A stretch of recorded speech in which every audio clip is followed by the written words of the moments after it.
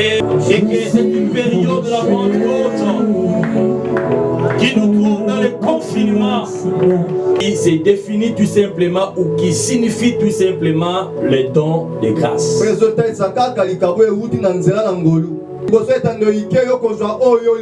Pendant que la personne n'est qu'un impudique, un pécheur tout fait. Or la Bible me dit, c'est pas moi qui prophétise sur toi, mais j'ai un Jésus qui peut t'accorder tout ce que tu as besoin. Et à condition que tu... À Emmanuel de lui parler que notre deuxième jour de ce séminaire sur la Pentecôte, que le Saint-Esprit vienne nous renouveler sa force et sa capacité pour sa gloire. Est-ce qu'on peut prier le Seigneur? Alléluia.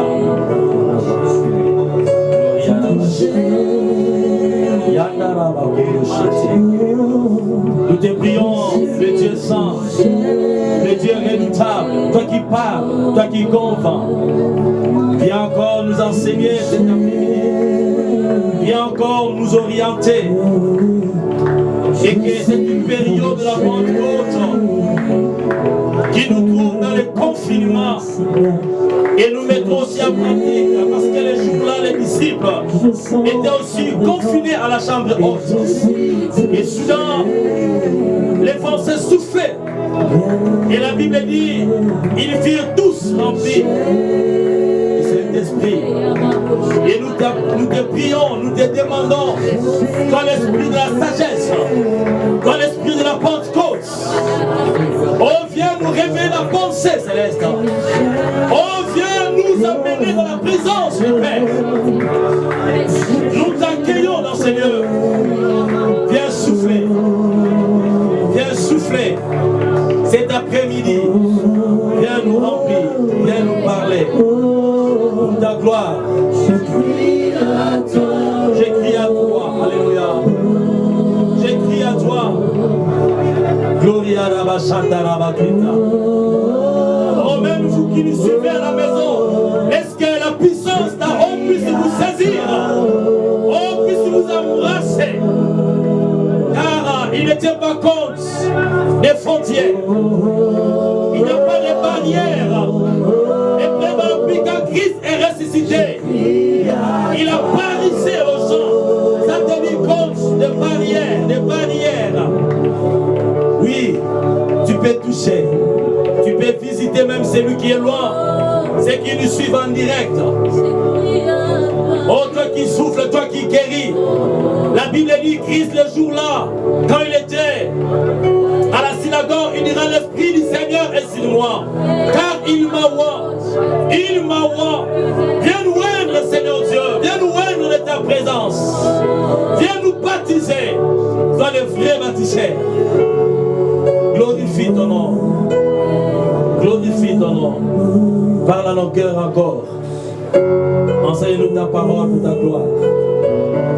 Nous t'accueillons et nous nous laissons entre tes mains. Fais-nous du bien pour ta gloire et ta gloire seule. Au nom puissant et merveilleux de Jésus, tous les saints disent Amen. Amen. Amen, amen. Amen. Que le nom du Seigneur soit béni. Nous vous saluons dans le merveilleux nom du Seigneur.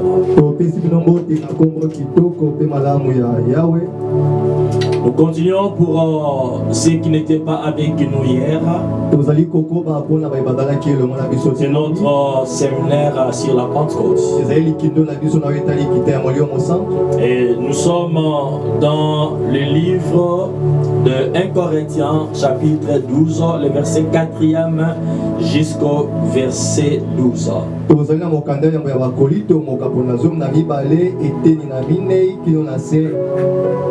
1 Corinthiens chapitre 12, le verset 4 au 12e. Il y a diversité de dons, mais le même esprit. Diversité de ministères, mais le même Seigneur. Diversité d'opérations, mais le même Dieu qui opère tout en tous. Or, à chacun, la manifestation de l'Esprit est donnée pour l'utilité commune.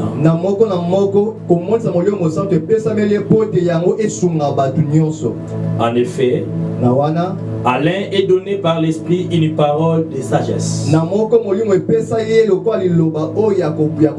À un autre, une parole de connaissance. Selon les mêmes esprits. À un autre, la parole. À un autre, la foi.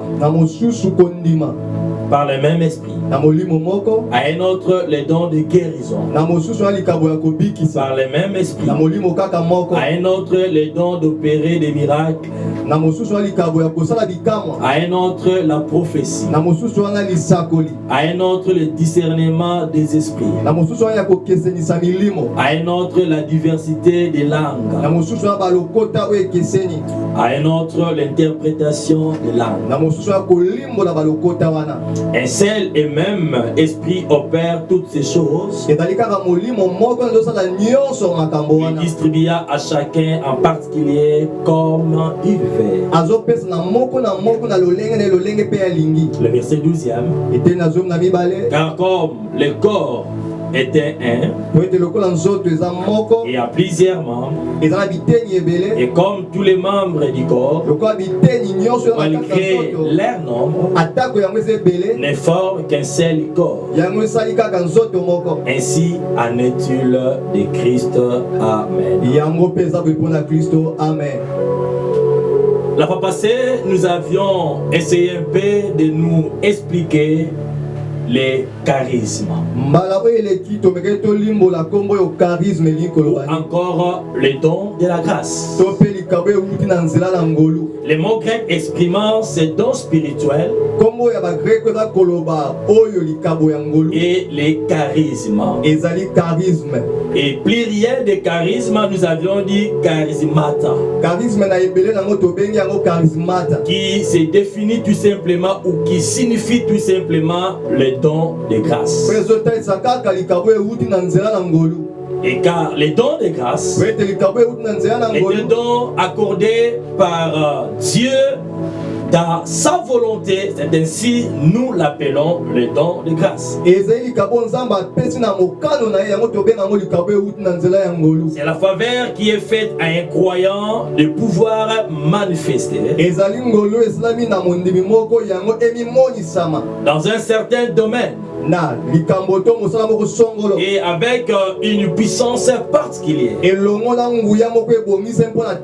Et l'esprit qui est en lui pour l'utilité de tous.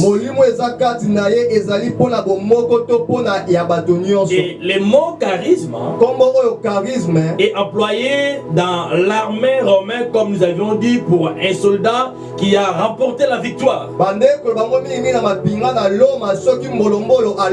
qui a une qualification. Et son retour du combat, on lui donnait des cadeaux. C'est là où l'apôtre Paul tire le mot charisme. Les dons que le Seigneur accorde à ses chrétiens. Un don de grâce est différent, comme nous avons dit, de la capacité naturelle. De la capacité naturelle qu'un homme possède, qu'une personne possède. Et nous avions dit, un frère peut avoir une facilité naturelle de locution, c'est-à-dire de parler, de compréhension ou d'exposition de ses pensées, et n'a pas reçu ou avoir reçu le don de grâce qui lui permettrait de mettre ses capacités naturelles au service des autres.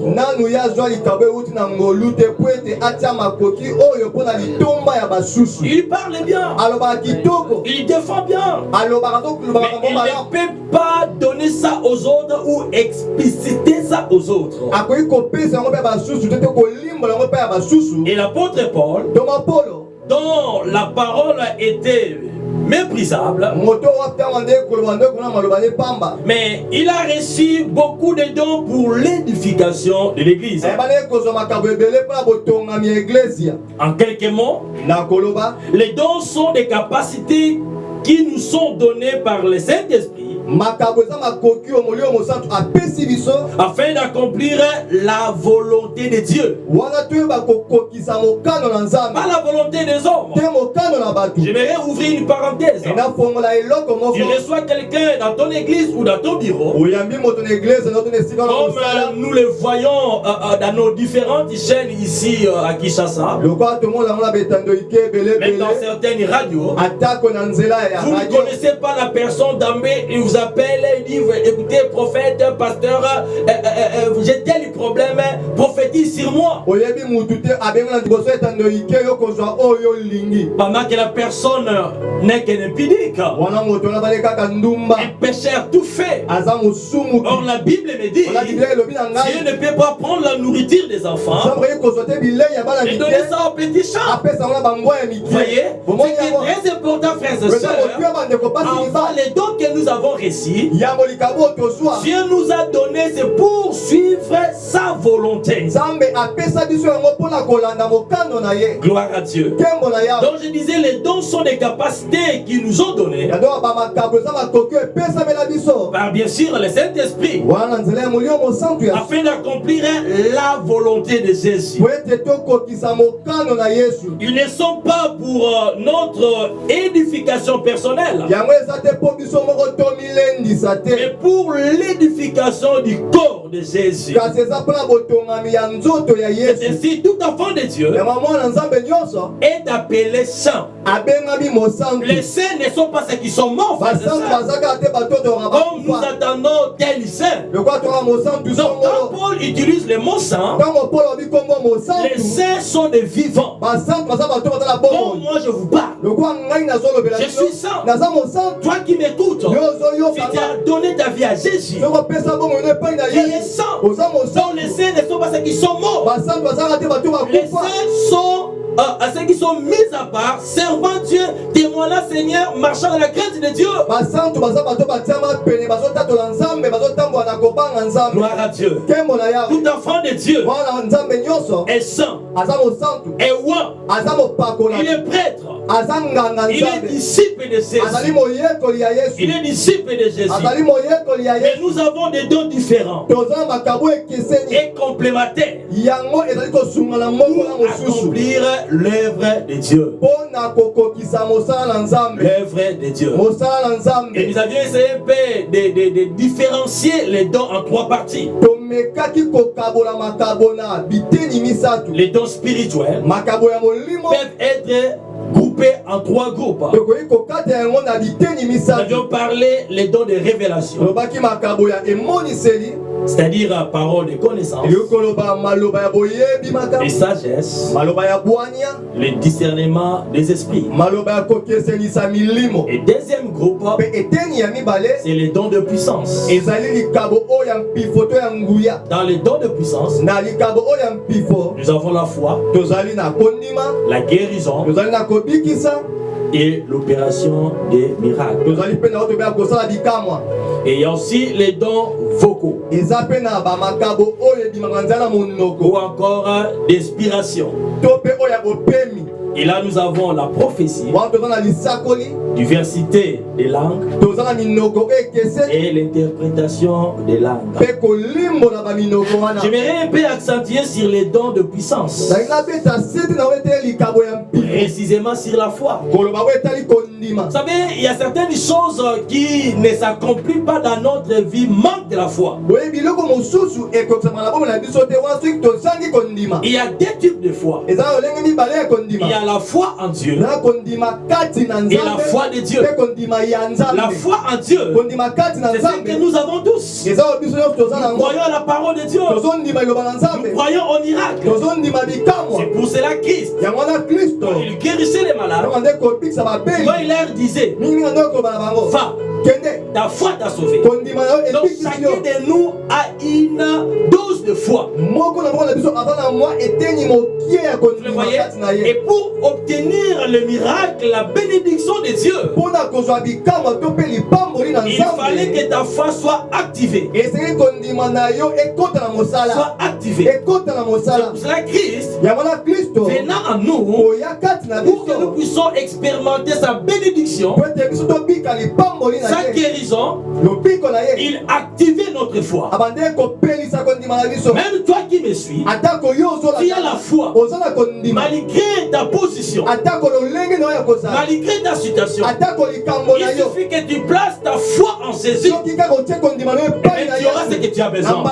Même si je ne prie pas pour toi, mais c'est pas moi qui donne la guérison, c'est pas moi qui prophétise sur toi, mais j'ai un Jésus qui peut t'accorder tout ce que tu as besoin. Et à condition que tu places ta foi en lui. Là c'est la foi en Jésus. Il y a aussi la foi de Dieu. C'est la foi qui pousse les hommes de Dieu d'opérer des miracles. C'est ce qui pousse certaines personnes de marcher sur les eaux. Quand Pierre pouvait dire à ces paralytiques, c'est ni or ni argent, mais ce que j'ai, je te le donne. Au nom de Jésus-Christ, lève-toi et marche. Là, il s'agit de la foi de Dieu. Amen, amen. La foi de Dieu. Et là, Dieu le donne à qui il fait. Gloire à Dieu. Ça, ce sont les trois groupes bien-aimés des dons spirituels. Les dons spirituels. Et dans les dons spirituels ou dans les dons de grâce, nous appelons les charismes. Il y a certaines choses, j'aimerais bien aimer nous enseigner pour activer votre foi. Pour obtenir ce que tu désires en Jésus. La première chose, pour bien vivre les dons spirituels, il faut connaître les donataires. Les donataires des dons spirituels, c'est le Saint-Esprit. Moi j'aime l'appeler le secrétaire du vent. Dans la vérité, il est la troisième personne de Dieu. Il faut le connaître en tant qu'une personne. Le Saint-Esprit n'est pas seulement une puissance. C'est fait tellement mal quand j'attends certains hommes de Dieu qui parlent que le Saint-Esprit c'est une force. Il n'est pas seulement le power. Le Saint-Esprit c'est une personne. A les attributs de Dieu. Le Saint-Esprit est Dieu. Quand vous le reconnaissez comme une personne, quand vous placez à lui la confiance, c'est lui qui nous donne ses dons. Donc il faut le reconnaître comme une personne. La troisième personne de la divinité. Si tu le connais, tu pourras demander ce qu'il te plaît, ce que tu as besoin. Il te baptisera. Et quand il te baptise, quand il descend en toi, il ne descend pas seul. C'est comme Jésus. Là où Jésus passait, il n'était pas seul. C'est pas qu'il y avait un groupe de gens qui le suivaient. Amen, amen. C'est même avec le Saint-Esprit. Quand le Saint-Esprit descend en toi, il amène ses fruits. La patience, la douceur, l'amour et tout ce que vous connaissez. C'est très difficile pour celui qui est rempli du Saint-Esprit. Pour calomnier quelqu'un, pour soupçonner quelqu'un. Il est doux. Amen, amen. Il y a le fruit du Saint-Esprit qui est à lui. Vous lui faites du mal, lui continue à vous faire du bien. Vous les traitez mal, il vous fait du bien. Vous les critiquez, il vous aime. Parce qu'il a en lui le fruit du Saint-Esprit. Et cela montre que le Saint-Esprit habite à lui. Et pas seulement ses fruits, il amène aussi des dons. Amen, amen. Il amène des dons. Des dons de parler en langue, des dons de guérison, d'interprétation, et j'en passe. Amen. Regardez, frères et sœurs, Satan du bien pendant que nous célébrons cette fête. Quand vous lisez dans Actes 2, la Bible dit que les disciples étaient fermés dans une chambre. Autrement dit, ils étaient aussi dans le confinement comme nous. Ils avaient peur de sortir pour annoncer la bonne nouvelle. Et la Bible dit tout à coup, un vent souffla sur eux. Et là où ils étaient, ils étaient tous remplis du Saint-Esprit. Oh, je vais prophétiser à ces quelqu'un.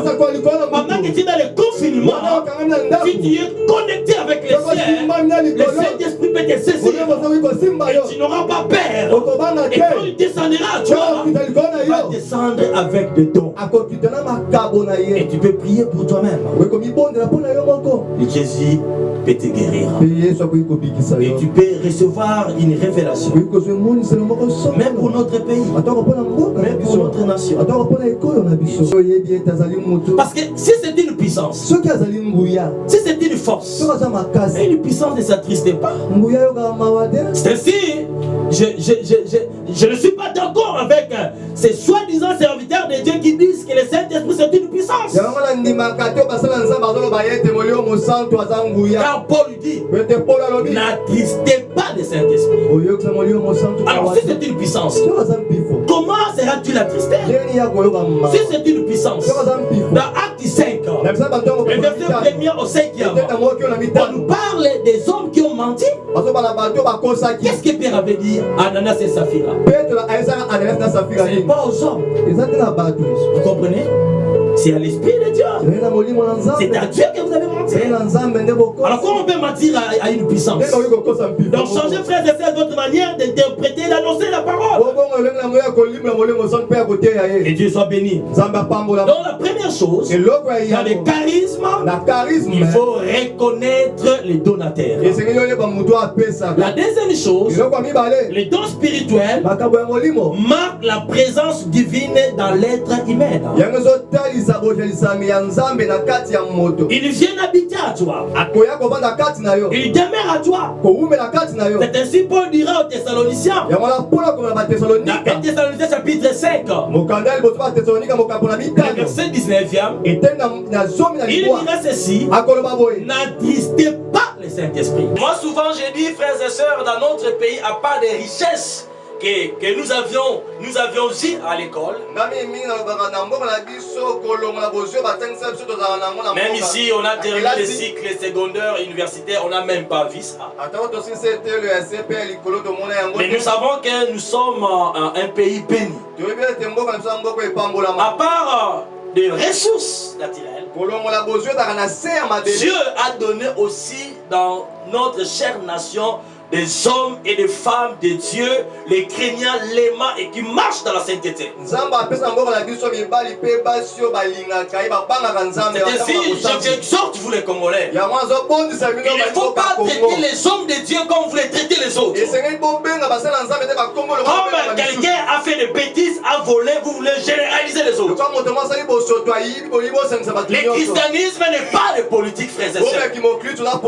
S'il y a faux dollars, il y a aussi de vrais dollars, n'est-ce pas? Donc s'il y a des faux hommes de Dieu, il y a aussi des vrais hommes de Dieu. Dans ce pays RD Congo, à Kinshasa, il y a des hommes de Dieu qui crient le Seigneur. Peut-être vous ne les connaissez pas, mais je vous dis, il y a des hommes de Dieu dans ce pays qui écoutent Dieu et Dieu les parle aussi. Alors, il ne faut pas généraliser tout le monde, sinon vous demanderez la colère de Dieu.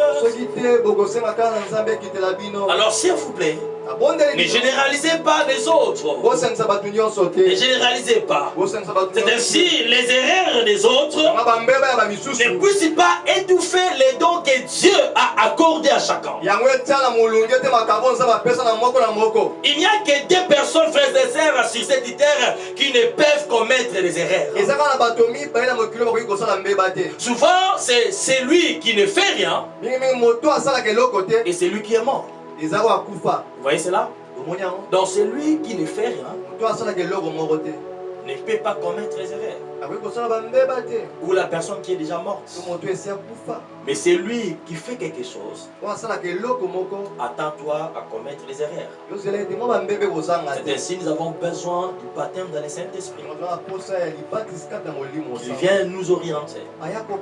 Il vient nous révéler où aller, où allons-nous. Car c'est lui qui connaît les chemins. C'est lui qui connaît l'état d'âme de notre pays. Le baptême dans le Saint-Esprit. Les dons spirituels. Le quatrième ou la quatrième chose, c'est la maturité spirituelle n'est pas le don spirituel. Tu peux être mature, tu as duré dans la vie chrétienne, mais tu n'as pas de don spirituel. Combien de personnes nous avons dans nos églises qui ont vieilli? Ils sont venus à l'époque des tels missionnaires, mais jusque-là, ils ne sont pas baptisés dans le Saint-Esprit. Ils ne parlent pas langue. Mais ils ont fait des années. Donc bien aimé, la maturité spirituelle n'est pas les dons spirituels. Les charismes, les dons de la grâce, Dieu les donne à celui qui les désire. Dieu les donne pour l'utilité de son église. Amen, amen. Pas pour que nous ne fassions de l'argent en soulevant des bandes de publicité. Recevoir, non. C'est pour l'utilité et l'édification du corps du Christ. Et la cinquième chose, si le Saint-Esprit n'est pas de liberté dans votre vie, si le Saint-Esprit n'a pas de liberté dans votre vie, les dons ne se manifestera pas non plus. Pas non plus. C'est ainsi nous sommes appelés à nous laisser comme l'argile entre les mains du potier.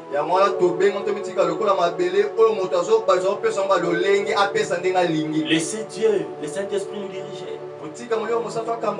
J'ai parlé avec un frère qui est venu en Christ Jésus. Il me posera la question, pasteur. Est-ce que j'ai crié à Jésus, donc je resterai comme ça, je ne dois pas connaître une femme jusqu'à ce que je me marierai? Regardez mon âge, pasteur. Vous voyez? Bien aimé, quand tu viens en Jésus, ne pensez pas que les sentiments charnels qui dira ton corps, non. Ou les sentiments biologiques qui dira ton corps, non. Il y en aura toujours. C'est ainsi Jésus pouvait nous dire: la chair est faible, mais l'esprit est bien disposé. Et Paul dira très loin: je traite mon corps dur. Je ne m'irai pas après de vous avoir annoncé la parole de Dieu et moi-même j'aille en enfer. Même moi qui vous parle, et souvent je vous dis, soyez mes imitateurs, parce que je sais la manière dont je traite mon corps. L'homme donne ce qu'il a. Si vous êtes dans une église où le pasteur c'est un polygame, même ici il utilise la parole de Dieu, derrière ça il y a l'esprit de la polygamie. Si le pasteur c'est un voleur, un coureur de jupons, un vagabond, un menteur, un comporteur, que sais-je encore, sachez que derrière la prédication, il y a l'esprit de tout ce que je précitais. Frères et sœurs, celui qui a le Saint-Esprit doit maîtriser son corps, doit maîtriser ses organes, parce que ce n'est pas lui qui dirige son corps, c'est le Saint-Esprit. Amen, amen. S'il s'agit de fuir pour ne pas commettre le péché, fuis-toi. Il ne faut pas résister. Car la Bible dit, résister au diable. Mais quant à l'impudicité, il faut fuir. Amen, amen. Amen. C'est la Bible qui le dit. Ne résistez pas. Le Saint-Esprit. Le Saint-Esprit en nous. Frères et sœurs. Les dons spirituels que nous parlions, frères et sœurs, il ne faut pas les confondre, comme je l'ai dit, avec les talents naturels. Les dons spirituels accordés par Dieu à ceux qui lui appartiennent. Il est vrai que nos talents naturels peuvent être mis au service du Seigneur. Mais la différence entre les deux est évidente. Est évidente. La fois passée, je nous ai parlé. Je vous ai expliqué. Appel mail, bien sûr. Mais néanmoins, un don est une qualification accordée par Dieu à chaque croyant, à chaque chrétien, en vue de remplir une tâche ou un service qui lui place devant lui. On pouvait dire aussi que c'est la mobilité ou la capacité de remplir une fonction pour le bien des autres. Amen, amen. Ça, c'est les dons. Avec chaque service, correspond un don. Correspond un don. Nous devons prendre garde de ne pas remplir, frères et sœurs, notre tâche par nos propres forces. C'est si tu vas attendre quelqu'un, ah, j'en ai marre, vous aussi. Ah, j'ai beaucoup travaillé. Parce qu'il travaille avec sa propre force. Vous comprenez? Mais c'est lui qui travaille avec la force du Saint-Esprit. Même s'il vieillit, il aura toujours la force de travailler. La force de travailler. Travaillons avec les charismes. Avec les charismes. Les dons de grâce. La grâce de Dieu. Dans 1 Corinthiens 15:10. Paul nous dira ceci. Par la grâce de Dieu, je suis ce que je suis. Et sa grâce envers moi n'a pas été vaine. Loin de là. J'ai travaillé plus que eux tous. Non pas moi toutefois, mais la grâce de Dieu qui est avec moi. Et donc, frères et sœurs, est aussi la grâce que Dieu accorde à un croyant pour supporter une épreuve.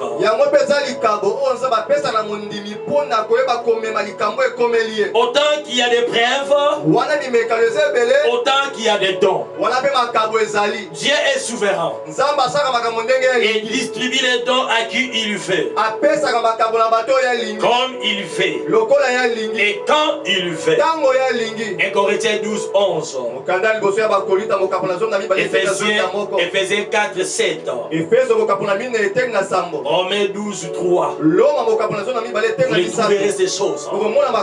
Il les donne à qui il veut. Quand il veut.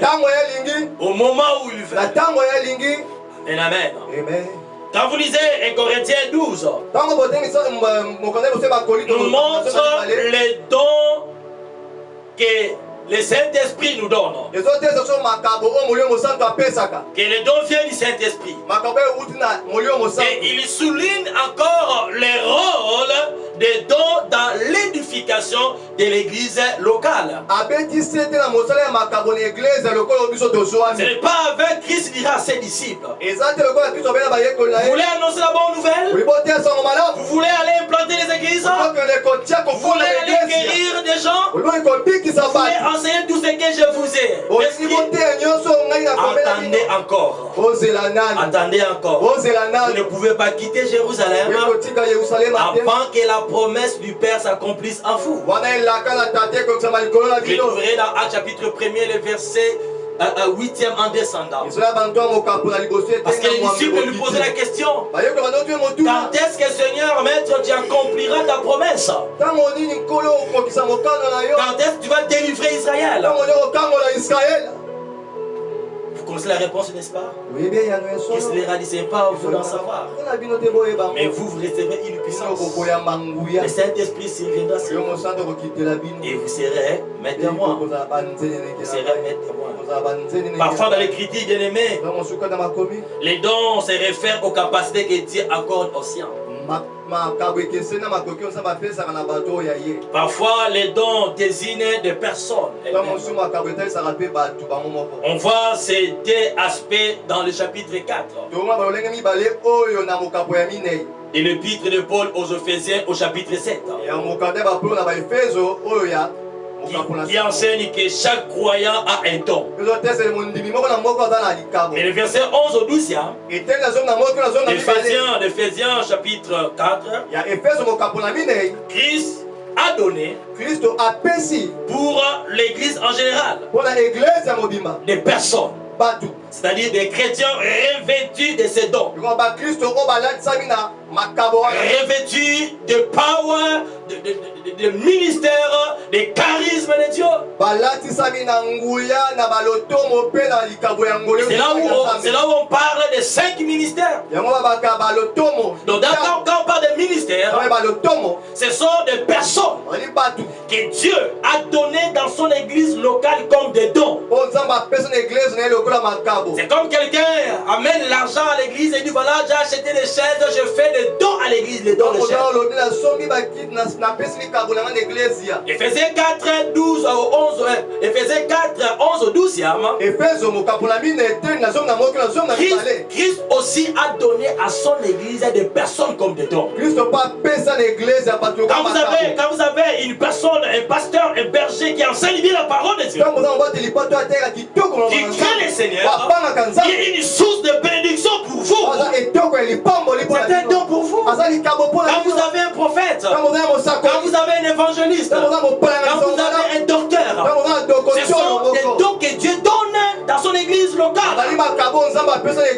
Dieu prend dans une famille une personne, il vient dans votre église, il vous donne. Oh frères et sœurs, respectez ce don aussi. Il est représentant de Dieu. Vous allez voir, frères et sœurs, dans le livre de l'Apocalypse, Dieu dit écrit dans l'ange. On m'a dit Dieu dit écrit au pasteur de telle église. Donc les pasteurs sont les anges que Dieu a placés dans son église. C'est pour nous montrer les chemins de Dieu. Les personnes comme des dons en vie de perfectionnement et de l'édification du corps de Christ. Il est important, chrétien, de retenir qu'un don spirituel n'est pas nécessairement une puissance extraordinaire ou encore une démonstration phénomène qui frappe ceux qui en sont les témoins. La démonstration de phénomènes qui frappe ceux qui en sont les témoins. Vous allez voir un pasteur qui guérit les malades, et un apôtre qui prophétise. Et voilà, on attrape parfois dans les livres. Il a engrossé. Il a fait ceci. Oui, Dieu ne se répand pas de ses dons. Mais cet homme, avec ses dons, ira en enfer. Il n'est pas loin de Dieu. Il est loin de Dieu. Parce qu'un homme de Dieu, le saint homme de Dieu, rempli de l'esprit de Dieu, doit discipliner sa vie, car il est modèle pour les autres. Il est modèle pour les autres. Et quand nous fêtons l'image de vos frères et sœurs, qu'il plaise au Seigneur, que vous ne poussez pas à mourir, qu'on se retrouve le jour qui vient pour continuer notre enseignement sur les dons spirituels, sur le baptême dans le Saint-Esprit. Frères et sœurs, la parole de Dieu sur l'unité de la source des dons spirituels. Mais Et elle nous montre aussi la diversité des charismes. Il y a une grande variété de dons qui doivent tous s'exercer en harmonie, frères et sœurs, de l'unité de l'Église.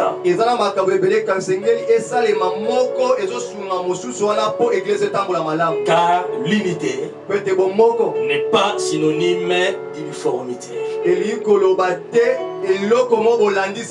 L'unité n'est pas synonyme de l'uniformité. À la prochaine, que Dieu vous bénisse.